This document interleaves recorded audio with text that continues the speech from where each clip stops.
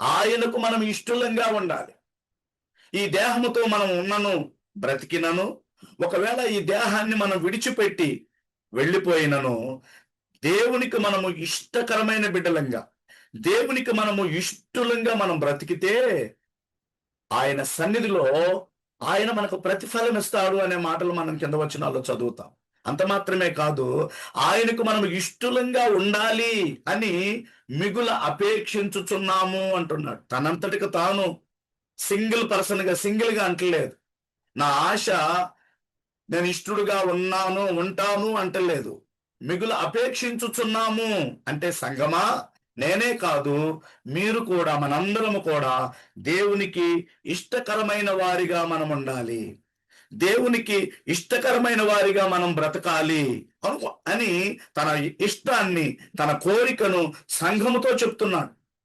ఈ రోజున నా ప్రియమైనటువంటి దేవుని బిడ్డలారా, మన జీవితంలో, మన బ్రతుకులో మనము కూడా దేవునికి ఇష్టలంగా బ్రతకాలి.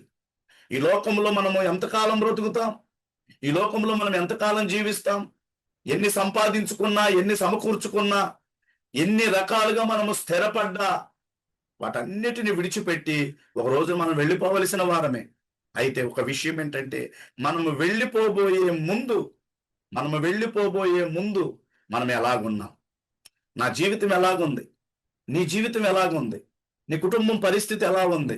మన ఆత్మీయ స్థితి గతులు ఎలాగున్నాయి అనేది మనం ప్రశ్నించుకోవాలి. అందుకని అంటాడు, దేహమందున్నను, దేహమును విడిచినను ఆయనకు మనము ఇష్టలంగా ఉండాలి. ఆయనకు ఇష్టకరమైన వారిగా ఉండాలి.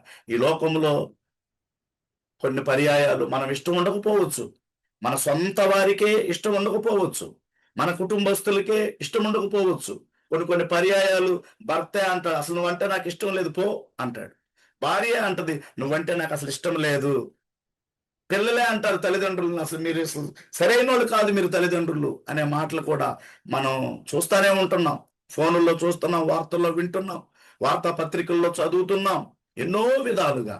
అయితే దేవుని వాక్యం, దేవుని బిడ్డలంగా మనతో మాట్లాడుతున్న మాట ఏంటంటే, దేహమందున్నను, దేహమును విడిచినను ఆయనకి ఇష్టంగా మనం మారాలి.